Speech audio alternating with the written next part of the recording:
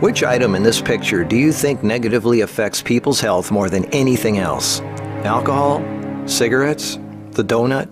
Hamburger? Sure, they're all pretty bad for you, but most people know that and at least try to limit their intake somewhat to these items, even a little bit. But it's the things we don't think about that can really cause damage. Things we use every day so regularly we don't even think about how its constant use could actually be killing us.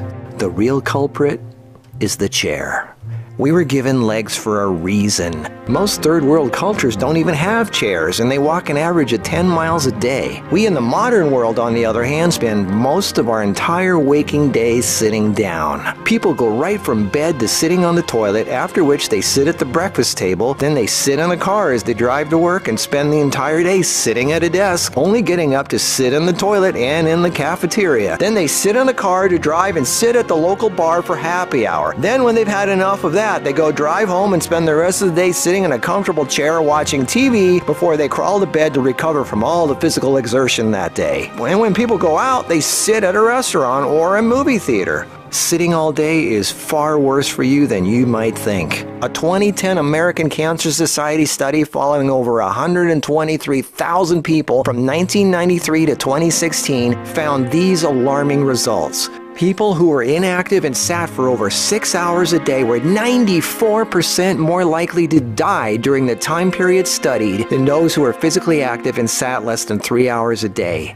That's almost 100%. And get this, findings were independent of physical activity levels. The negative effects of sitting were just as strong in people who exercised regularly. 60%, that's over half of employees surveyed, were convinced they would be more productive if they had the option to work on their feet. Medical experts have started referring to long periods of physical inactivity and its negative consequences as sitting disease. Below this video are links to an endless list of medical studies showing physical inactivity and low fitness are serious threats to cardiovascular health. Even with a low body fat index, sitting has been linked to non-alcoholic fatty liver disease. Studies showing differences in brachial and femoral artery responses to prolonged sitting. Studies showing reducing sedentary time may protect DNA. Sedentary lifestyle has been linked to depression. How sitting less increases muscle mass. Multiple studies linking diabetes to inactivity and sitting. Cells in idle muscles don't respond well to insulin, so the pancreas produces more and more, leading to diabetes. And how 5 minutes of standing every half hour can improve glucose metabolism and really help postmenopausal women who